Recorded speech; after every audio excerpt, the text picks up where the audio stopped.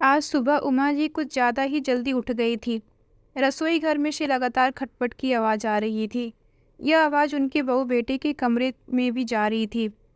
तभी उनके बेटे विनोद की नींद खुली और अपनी पत्नी प्रिया से बोला, अरे इतनी सुबह सुबह माँ रसोई घर में क्या कर रही है, देखो तो। ऐसा कहते हुए जैसे ही विनोद उठने लगा तभी प्रिया बोली, अरे कहीं जाने की जरूरत नहीं है, बिना मतलब ही अपनी नींद हराम कर रहे हो। तुम्हारी माँ अपने पीने के लिए पानी गर्म कर रही होंगी और इस चक्कर में हमारी नींद खराब कर देती है। तुम्हें कितनी बार कहा है कि सोने से पहले दरवाज़ा अच्छी तरह से बंद कर दिया करो, लेकिन तुम कहाँ मानते हो। सारी नींद खराब कर दी। कोई काम धंधा तो है नहीं। इन्हें घर का काम करते समय तो इन्हें घुटनों में दर्द होता है, लेकिन सुबह सुबह तैयार होकर पार्क में टहलने के लिए निकल जाती हैं। यहाँ हमें नींद आए या ना आए, किसी को क्या फ़र्क पड़ता है। एक तो पूरा दिन घर के काम में लगी रहती हूँ, ऊपर से चैन की नींद भी नहीं सोने देती। ऐसा कहते हुए प्रिया ने सुबह सुबह अपनी सासू माँ को कोसना शुरू कर दिया। तभी विनोद ने कहा, अरे प्रिया, तुम भी जानती हो कि माँ की गठिया की बीमारी के चलते डॉक्टर ने उन्हें टहलने की सलाह दी है। और वैसे भी इतना भी काम नहीं होता जितना तुम बोलती रहती हो। सिर्फ घर का ही तो काम होता है। उसमें भी सिर्फ साफ सफाई करने के लिए काम वाली बाई आती है, और बर्तन और कपड़े धोने के लिए भी तुमने अलग बाई लगा रखी है। सिर्फ खाना पकाने का काम होता है, और उसमें भी माँ तुम्हारी मदद कर देती है। सब्जियाँ छीलने काटने जैसे काम तो तुम्हें करने ही नहीं पड़ते। फिर भी ना जाने क्या तुम पूरा दिन काम काम की रट लगाई रहती हो। अच्छा, तुम तो खा पी के अपने ऑफिस के लिए निकल जाते हो। यहाँ पीछे घर का इतना काम होता है कि करते करते मेरी कमर ही टूट जाती है। और माँ जी का तुम जानते ही हो, शाम को भी घर पे कहाँ बैठती है, सत्संग सुनने मंदिर चली जाती है। घर पे उनका तो दिल ही नहीं लगता। अरे जब उन्हें घर पे रहना पसंद ही नहीं है तो उन्हें वृद्धाश्रम क्यों नहीं भेज देते। तुम्हारी माँ को भी चैन मिल जाएगा और मुझे भी। तभी विनोद गुस्से में बोला, प्रिया, आज तो तुमने यह बात कह दी, लेकिन आइंदा कभी इस बात को दोहराया तो मुझसे बुरा कोई नहीं होगा। उसके कमरे का दरवाज़ा थोड़ा खुला होने के कारण उमा जी के कानों तक सारी आवाज़ आ रही थी। बहू के विचार जान के उनके दिल को दुख तो बहुत हुआ, लेकिन उन्होंने कुछ न कहना ही उचित समझा और पार्क चली गई। नाश्ते के बाद उमा जी दोपहर की शाक सब्जी लेकर काटने बैठ गई। उस समय प्रिया अपने कमरे से तैयार होकर बाहर निकली और बोली, माँ जी, मैं जरा अपनी सहेली राधा के साथ बाजार जा रही हूँ, आने में कुछ देरी हो जाएगी।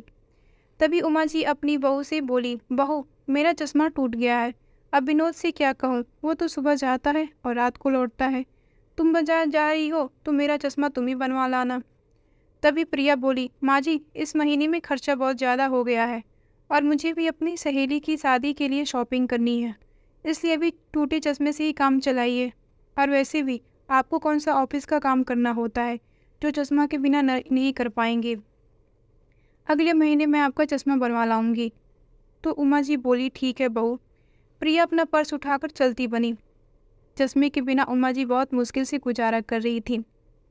एक दिन उनका पोता मोनू उनके कमरे में बैठकर खेल रहा था। उसने पानी मांगा तो उमा जी रसोई घर में पानी लेने चली गई, लेकिन बिना चश्मे की कुछ साफ दिखाई नहीं दे रहा था। अचानक उनका हाथ कांच के गिलास से टकराया और गिलास नीचे गिर गया और टूट गया। जैसे ही प्रिया ने कुछ टूटने की आवाज़ सुनी तो गुस्से से तमतमाती हुई बाहर निकली। फर्श पे देखा तो कांच का गिलास टूटा हुआ पड़ा था।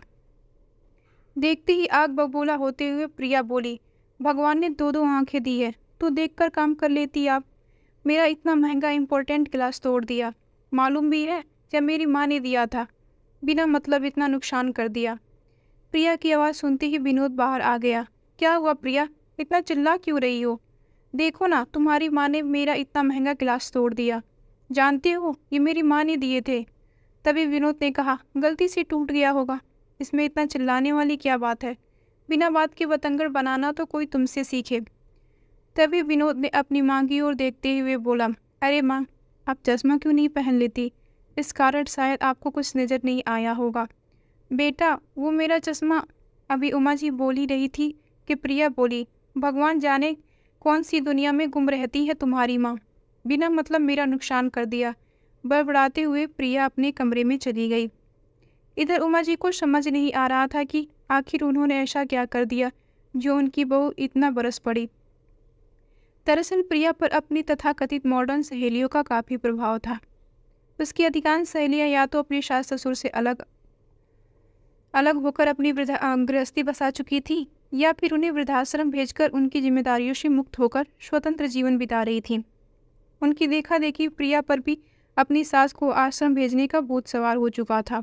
अक्सर प्रिया फ़ोन पर ही चिपकी रहती, कभी अपनी सहेलियों के साथ अपनी सासू की बुराई करती तो कभी माँ के साथ घर का सारा हालचाल बांटती।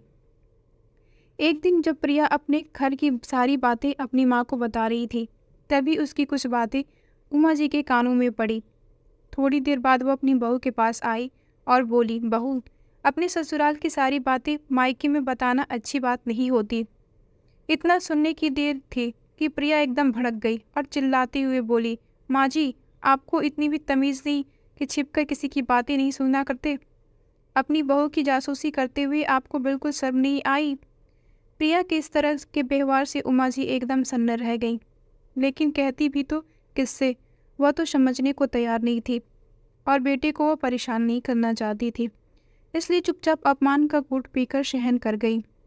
लेकिन प्रिया चुप रहने वाली नहीं थी। रात को खाना खाने के बाद जैसे ही विनोद कमरे में आया, उसने फिर से वही जिद पकड़ ली, तुम्हारी माँ के रहते हुए तो मेरा जीना हराम हो चुका है।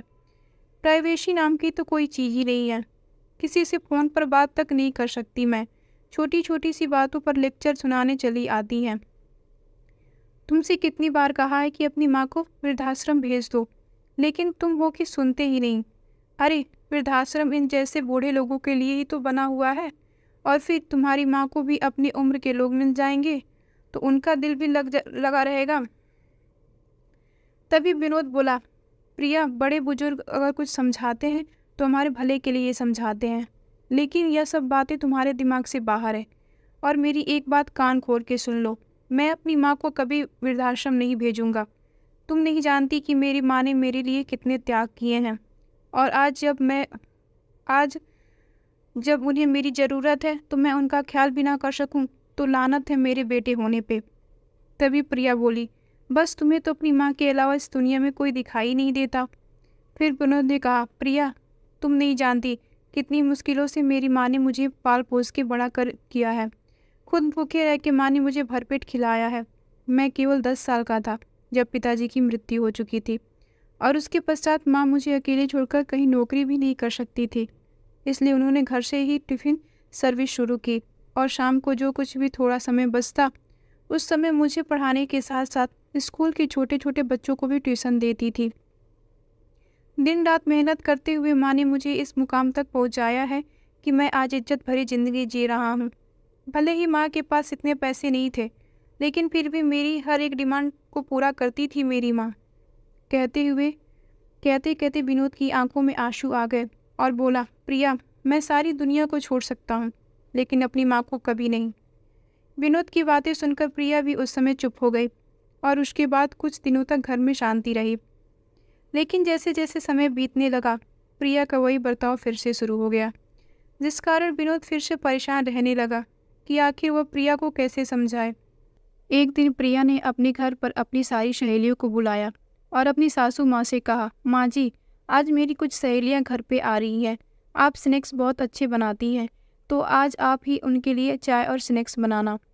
उमा जी के घुटनों में दर्द था, लेकिन फिर भी वह बहू की बात मानकर दोपहर से ही तैयारियों में जुट गई। उनके हाथ के बने खाने में इतना स्वाद होता था कि बड़े बड़े होटल के शेफ भी उनके आगे फेल हो जाए। प्रिया की सहेलियों के आने से पहले उमा जी लगभग सारे व्यंजन बना चुकी थी। तभी प्रिया अंदर आई और पूछने लगी, माँ जी, और कितना समय लगेगा? मेरी सहेलियाँ तो पहुँचती ही होंगी। तभी उमा जी बोली, बाकी सारा काम हो चुका है, बस जब तुम्हारी सहेलियाँ आएंगी तो मैं चाय बना दूंगी। उसी समय दरवाजे की बेल बजी तो प्रिया ने कहा, माँ जी, आप चाय बनानी रख दीजिए, और जल्दबाजी में चाय पत्ती के साथ चीनी के बजाय नमक का डिब्बा उठाकर अपनी सासू माँ को पकड़ा दिया और बोली, आप जल्दी से काम निपटाएं। और ऐसा कहकर प्रिया घर का दरवाज़ा खोलने चली गई। नज़र के कमज़ोर होने और चश्मा न होने के कारण उमा जी को भी नमक और शक्कर में फ़र्क समझ नहीं आया, और उन्होंने चाय में नमक डाल दिया। तभी प्रिया अपनी सहेलियों को लेकर अंदर आई और उनके साथ बातें करने लगी। थोड़ी देर बातचीत करने के बाद प्रिया सबके लिए रसोई घर में से तरह तरह के स्नैक्स लेकर आई। तो ऐसे दिखा रही थी मानो सारे स्नैक्स उसी ने ही बनाए हो। सब लोग बड़े मज़े से स्नैक्स खाने लगे और हंसी मजाक और बातचीत का सिलसिला चल पड़ा। थोड़ी ही देर में चाय भी बन चुकी थी, तो उमा जी गर्मा गर्म चाय लेकर आईं और मेहमानों को सर्व करने लगी। उनकी सारी सहेलियां लजीज व्यंजनों का आनंद ले रही थीं और खाते हुए उनमें से एक सहेली बोली, अरे प्रिया, ये स्नैक्स तो तुमने बहुत ही स्वादिष्ट बनाए हैं। तभी दूसरी सहेली बोली, हाँ यार, पकौड़े का भी तो कोई जवाब नहीं। इतने स्वादिष्ट पकौड़े तो मैंने आज पहली बार खाया है। तभी एक और सहेली ने कहा, लेकिन यह तो बताओ, यह सब बनाना तुमने सीखा कहाँ से? इससे पहले कि उमा जी कुछ कहती, तभी प्रिया बोली, अरे यार, इंटरनेट पे देखकर मैं सब कुछ सीख गई हूँ। तुम बस स्नैक्स एंजॉय करो, और स्नैक्स ही क्यों, तुम अपनी सहेली के हाथ की बनी चाय का भी मजा लो और बताओ कैसी बनी है। प्रिया ने कहा तो उसकी सहेलियां बड़े उत्साह के साथ चाय पीने लगी। लेकिन जैसे ही उसकी सहेलियों ने चाय पीना शुरू की तो सबके मुंह का स्वाद बिगड़ गया। कुछ सहेलियां वॉश बेसिन में कुल्ला करने लगी, तो वही बाकी सहेलियां जिन्होंने अभी तक चाय पीनी शुरू नहीं की थी, उन्होंने चाय वापस रख दी। उनका यह रवैया देखकर प्रिया हैरान रह गई। उसने तुरंत चाय उठाकर थोड़ी सी चखकर देखी तो जोर से चिल्लाई, माँ जी, यह क्या किया? क्या आपको इतना भी नहीं पता कि चाय में नमक नहीं शक्कर डाली जाती है? कम से कम देख तो लिया कीजिए, आपको तो बिल्कुल भी अकल नहीं। तभी प्रिया की सहेलियां कहने लगी, यह क्या प्रिया, तुमने तो कहा था कि स्नैक्स और चाय तुमने बनाई है, फिर नमक भी तुमने ही डाला होगा। तभी उमा जी विनम्र भाव से बहू की सहेलियों को बोली, गलती तो मुझसे हुई है। चाय मैंने ही बनाई थी और ढंग से नज़र न आने के कारण नमक भी मुझसे ही गलती से डल गया। मुझे माफ़ करना बेटा। तभी प्रिया की एक सहेली, जो बहुत ही अच्छे स्वभाव की थी, उठकर माँ जी के पास आई और उन्हें गले से लगाते हुए बोली, नहीं आंटी, आप हमसे बड़ी हैं तो प्लीज़ माफ़ी मत मांगिए। छोटी मोटी गलतियाँ तो होती रहती हैं। उसके बाद प्रिया ने उन्हें कुछ ना कहना ही उचित समझा। जब सारी सहेलियाँ अपने घर से चली गई तो प्रिया ने जैसे घर में तूफान ही खड़ा कर दिया और उमा जी से बोली, मुझे एक बात समझ में नहीं आती कि आप मुझे चैन से जीने क्यों नहीं देती। आखिर आप चाहती क्या है? अपनी सहेलियों के लिए मैंने थोड़ा सा काम करने को क्या कह दिया?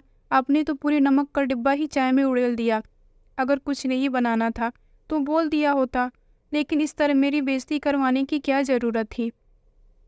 तभी उमा जी बोली, बहू, मैंने तो अपनी तरह से सब कुछ अच्छा ही बनाया था, और जब चाय बनाने लगी तो नमक का डिब्बा भी तुमने ही मेरे हाथ में दिया था, यह कह के कि मेरी सहेलियाँ आ गई हैं, जल्दी से चाय बना दो। अब यदि मुझसे वह नमक चाय में डल गया तो इसमें मेरा क्या कसूर? अभी यह बात चली रही थी कि विनोद भी घर पे आ गया और प्रिया को गुस्से में देखकर उसने कारण जानना चाहा। तो प्रिया ने चिल्ला चिल्लाकर उसे सारी बात बताई। तो विनोद बोला, प्रिया, थोड़ा ध्यान तो तुम्हें भी करना चाहिए कि अब माँ की उम्र हो चुकी है, तो कम से कम काम में उनका हाथ बटा देती। और माँ अपना चश्मा क्यों नहीं लगाती? जब भी आप चश्मा नहीं लगाती हो तो कुछ न कुछ उल्टा हो ही जाता है। मुझे बताओ, आपने चश्मा कहाँ रखा है? मैं अभी लेकर आता हूँ। तभी उमा जी बोली, बेटा, दरअसल बात यह है कि मेरा चश्मा कुछ समय से टूटा हुआ है, जिस कारण मैं ढंग से देख नहीं पाती और मुझसे कोई ना कोई गलती हो जाती है। तो विनोद बोला, आप भी कमाल करती है माँ, आपका चश्मा टूट गया है तो आपने मुझे बताया क्यों नहीं? फिर उमा जी ने कहा, बेटा, मैंने तो बहू को कहा था, लेकिन बहू ने यह कह के बात टाल दी कि इस बार खर्चा बहुत हो गया है, तो पैसे नहीं बचे। अगले महीने वह मेरा चश्मा बनवा कर ले आएगी। यह बात सुनकर विनोद ने प्रिया की ओर प्रश्नवाचक निगाह से देखा। तो प्रिया अपना बचाव करते हुए बोली, हाँ तो क्या हुआ, आखिर हूँ तो इंसान ही, भूल गई माँ जी का चश्मा बनवाना। फिर विनोद ने कहा, प्रिया, जैसे तुम इंसान हो, गलती कर सकती हो, वैसे मेरी माँ भी इंसान है, और छोटी सी गलती पे तुम उन पर ऐसे चिल्लाने लगती हो जैसे उन्होंने कोई बहुत बड़ा गुनाह कर दिया हो। तुम्हारे रोज रोज के इस व्यवहार से तो मैं परेशान हो चुका हूँ। विनोद की इतनी बात सुनकर प्रिया का गुस्सा सातवें आसमान पे पहुँच गया और जोर से चिल्लाते हुए बोली, तुम्हें तो सिर्फ अपनी माँ की नज़र आती है। तुम्हारी ज़िंदगी में मेरे होने या ना होने से तुम्हें कोई फ़र्क नहीं पड़ता। अगर ऐसी ही बात है तो ठीक है, मैं मायके ही चली जाती हूँ। आज के बाद मेरा तुमसे और तुम्हारे इस घर से कोई लेना देना नहीं है। ऐसा कहते हुए प्रिया गुस्से में पैर पटकती हुई अपने कमरे में चली गई और बैग निकालकर अपने बेटे के कपड़े पैक करने लगी। फिर उमा जी उसके पास आई और हाथ जोड़कर उससे विनती करने लगी, बहू, मेरे कारण तुम दोनों अपनी गृहस्थी क्यों खराब करते हो? यदि तुम्हें मेरी उपस्थिति पसंद नहीं है तो मैं ही वृद्धाश्रम चली जाती हूँ। तभी विनोद वहाँ आया और बोला, नहीं माँ, आपको हाथ जोड़ने की कोई ज़रूरत नहीं है और आप इस घर से कहीं नहीं जाएंगी। यदि प्रिया को आपके साथ रहना पसंद नहीं है तो वह यहाँ से जा सकती है, लेकिन मैं आपका साथ कभी नहीं छोड़ूंगा। और अब इस रोज़ रोज़ के झगड़े से तो मैं भी परेशान हो चुका हूँ। प्रिया ने अपना सामान पैक किया और जैसे ही जाने लगी तो विनोद से बोली, अगर तुम चाहते हो कि हमारी गृहस्थी फिर से बसे तो अपनी माँ को वृद्धाश्रम में छोड़ देना, मैं वापस आ जाऊंगी, नहीं तो मैं यहाँ कभी लौटकर नहीं आऊँगी। ऐसा कहकर प्रिया अपने मायके चली गई, लेकिन विनोद ने उसे रोकने की कोशिश नहीं की, क्योंकि अब वह इस समस्या का हल चाहता था। आज घर में जो कुछ भी हुआ वह सब देखकर उमा जी बहुत ज़्यादा चिंता में पड़ गई। फिर विनोद के पास आकर बोली, बेटा, तुम ऐसा कदम मत उठाना जिससे समस्या और बढ़ जाए। मेरे कारण तुम्हारी गृहस्थी खराब हो यह मैं बिल्कुल नहीं चाहती, इसलिए मैं कल ही वृद्धाश्रम चली जाऊंगी, फिर तुम बहू को घर वापस ले आना। फिर विनोद बोला, नहीं माँ, गृहस्थी किसी एक इंसान के भरोसे नहीं चलती, इसमें दो लोगों का बराबर योगदान होता है। लेकिन यहाँ तुम्हारी बहू किसी भी तरह का योगदान देना ही नहीं चाहती, अब उसे उसकी भाषा में ही समझाना पड़ेगा। ऐसा सोचते हुए उसने कहीं फ़ोन लगाया।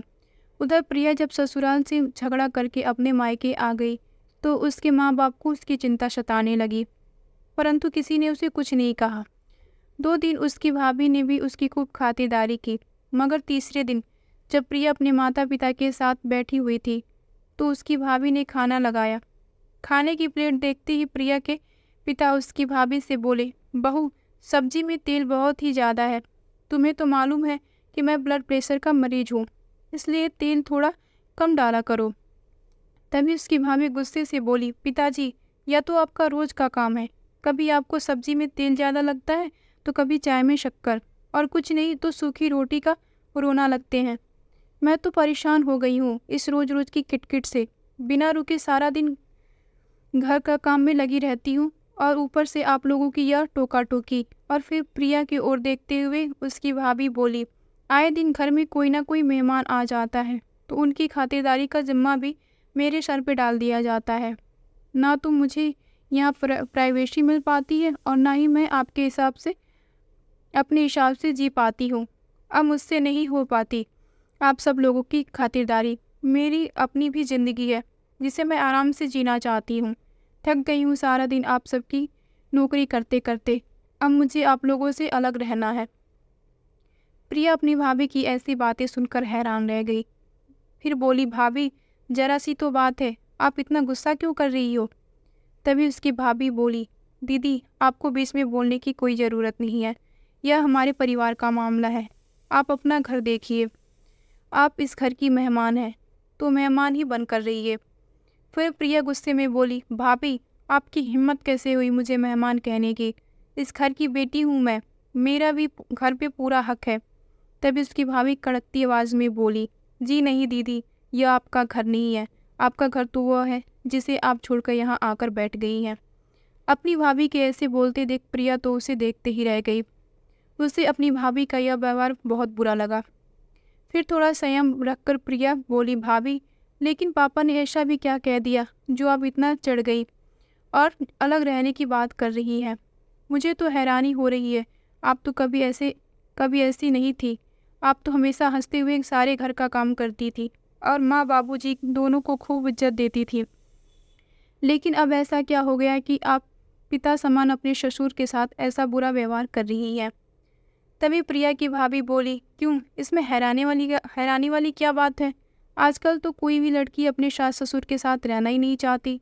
सारी लड़कियां अपने सास ससुर की जिम्मेदारियों से मुक्ति पाना चाहती हैं, अपना अलग परिवार बसाना चाहती हैं। उन्हें अपने पति तो पसंद है, लेकिन उनके माता पिता जिन्होंने उसे पैदा किया है, उनकी सेवा करना नहीं चाहती। ज़्यादा दूर क्यों जाना, आप अपने ससुराल में ही देख लीजिए। आपकी सास दिन भर आपके साथ घर के कामों में आपका हाथ पटाती है, लेकिन फिर भी अपनी सास की उपस्थिति आपको अपने घर में इतनी खटकती है कि अपनी सास को वृद्धाश्रम भेजने की जिद लेकर आप मायके आकर बैठ गई। जब आप खुद अपनी सासू माँ से मुक्ति पाना चाहती हैं, तो फिर आप यह सब मुझसे क्यों कैसे कह सकती हैं? अपनी भाभी की यह बातें सुनकर प्रिया की आंखों से आंसू छलक पड़े और अपनी माँ की ओर देखने लगी। तभी उसकी माँ ने उसे एक जोरदार तमाचा उसके गाल पे जड़ दिया। अपनी माँ का ऐसा व्यवहार देखकर प्रिया हैरान रह गई और बोली, माँ, आप लोगों के साथ भाभी इतना बुरा व्यवहार कर रही है और थप्पड़ आप मुझे लगा रही हैं। तभी उसकी माँ गुस्से से बोली, बेशर्म लड़की, जब तुम अपनी सास पर चिल्लाती हो, उन्हें इतनी बातें सुनाती हो, यहाँ तक कि उनसे अलग रहने की जिद में उन्हें वृद्धाश्रम भेजने पर अड़ी हो, तब तुम्हारे यह विचार कहाँ जाते हैं? जिस इंसान के पैसों से तुम ऐश करती हो, उसी को जन्म देने वाली माँ को डांटते फटकारती हो, उनकी बेइज्जती करती हो, तब तुम्हें इस बात का कोई एहसास नहीं होता कि सास माँ के समान होती है? तब तुम अपने आप को बिल्कुल सही समझती हो, लेकिन जब वही व्यवहार तुम्हारी भाभी ने हमारे साथ किया तो तुम्हें अपनी भाभी गलत लगती है। अपने माँ बाप के साथ ऐसा व्यवहार देखकर तुम्हें कितनी दुख हो रहा है। इतनी बात सुनते ही प्रिया की नज़र शर्म से झुक गई। बेटी, मैंने तुम्हें कितना समझाया था कि अपने ससुराल की बातें ससुराल तक ही सीमित रखा करो। अपने मायके में कोई बात बताने की ज़रूरत नहीं है। हमारी परवरिश तो ऐसी नहीं थी। मैंने कभी तुम्हें कोई गलत सलाह नहीं दी, लेकिन आज तूने जो हरकत की है उसके कारण हमारी परवरिश पर भी सवाल उठेंगे। तेरे ससुराल वाले तो यही सोचेंगे कि तेरी माँ ने ही तुझे अपनी सास को वृद्धाश्रम भेजने की सलाह दी है, गलत बातें सिखाई है। क्या आज से पहले तूने अपनी भाभी को इस तरह के लोगों से बात करते हुए देखा है? अरे, वह तो कभी ऊंची आवाज़ में बात तक नहीं करती थी, लेकिन तुम्हारी देखा देखी तुम्हारी भाभी पर भी गलत प्रभाव पड़ रहा है। अपनी माँ की बातें सुनकर प्रिया को एहसास हुआ, जो कुछ भी वो अपनी सास के साथ कर रही थी वह गलत था। एक इंसान जो भी करता है वही उसके सामने आता है, यही कुदरत का अटल नियम है। बहुत देर वह सोच विचार में बैठी रही। रात हो चुकी थी, लेकिन उसे नींद नहीं आ रही थी। अगले दिन सुबह होते ही प्रिया ने अपना सामान पैक कर लिया और अपने ससुराल वापस लौट आई। जैसे ही प्रिया अपने ससुराल वापस पहुंची तो उमा जी उसे अपने सामने देखकर हैरान रह गईं। इससे पहले कि वह कुछ बोल पाती, प्रिया उनके पैरों में गिर गई और बोली, माँ जी, मुझे माफ़ कर दीजिए। मेरी आंखों पे स्वार्थ की पट्टी पड़ गई थी, जिस कारण मैं आपके साथ इतना बुरा व्यवहार कर बैठी। अपनी बहू को इस तरह माफ़ी मांगते देख उमा जी ने उसे उठाकर उसे अपने गले लगा लिया। फिर प्रिया बोली, मैंने आपको कितना कुछ सुनाया, लेकिन आपने पल भर में मुझे माफ़ कर दिया। अपनी सासू माँ के गले लगकर प्रिया खूब रोई। उमा जी यह बात समझ नहीं पा रही थी कि आखिर 2 दिन में ऐसा क्या हो गया जो प्रिया उल्टे पाँव वापस आ गई और रोते हुए उनसे माफ़ी मांगने लगी। विनोद, जो ऑफिस जाने के लिए अपने कमरे में तैयार हो रहा था, प्रिया की आवाज़ सुनकर बाहर निकला। सास बहू को इस तरह गले लगे देख उसके चेहरे पर मुस्कान आ गई। तैयार होकर घर से बाहर निकला तो सबसे पहले उसने अपनी सासू माँ को फ़ोन लगाया और उनकी मदद के लिए उन्हें शुक्रिया अदा करते हुए बोला, माँ जी, धन्य हैं आप। अगर सभी माँ बाप अपने बच्चों की गलत हरकतों पे उनका साथ न देते हुए उन्हें इसी तरह सही रास्ते पर लेकर आए तो कोई घर परिवार कभी नहीं उजड़े। कहते कहते विनोद की आंखों में आंसू आ गए। दरअसल हुआ यूँ था कि जिस दिन प्रिया विनोद से झगड़ा करके अपने मायके गई थी, उसी दिन विनोद ने अपनी सासू माँ को फ़ोन करके सारा किस्सा बयां कर दिया था और इस मामले में उसने मदद मांगी थी। प्रिया की माँ अपने दामाद और समधन को खूब अच्छी तरह से जानती थी, इसलिए आज जो कुछ भी हुआ प्रिया के मायके में हुआ वह सब प्रिया के माता पिता और उसकी भाभी का सोचा समझा नाटक था, ताकि वह प्रिया को सही रास्ते पे ला सके। आज प्रिया बहुत खुशी से अपने घर का सारा काम कर रही थी और उमा जी के साथ खूब हंस बतिया रही थी। जब विनोद घर लौटा तो चीखने चिल्लाने की आवाज़ के स्थान पर हंसी ठिठोली की आवाज़ पूरे घर में गूंज रही थी। यह नज़ारा देखकर विनोद सोचने लगा, प्रिया की माँ की तरह यदि सभी माता पिता समझदारी से काम ले तो बहुत से घर उजड़ने से बच जाएंगे। तो दोस्तों, कहानी अच्छी लगी हो तो कृपया वीडियो को लाइक करें और चैनल पर नए हैं तो चैनल को सब्सक्राइब करें। धन्यवाद।